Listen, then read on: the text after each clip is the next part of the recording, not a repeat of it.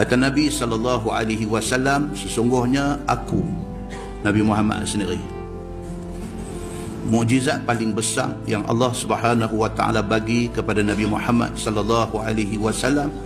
ialah wahyu, iaitu Quran.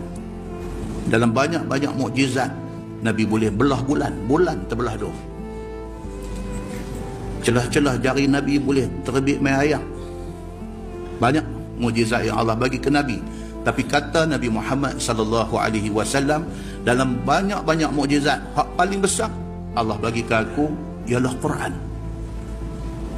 Tuan-tuan, yang ada depan kita hari ini, yang ada di rak buku rumah kita hari ini, yang kita duk belajar tafsirnya pada malam-malam di masjid ni, rupa-rupanya ini bagi Nabi SAW adalah mukjizat paling besar. Lebih besar daripada belah bulan, lebih besar daripada segala-gala mukjizat yang Allah bagi. Nabi kata, wahyu Al-Quran itulah mukjizat paling besar.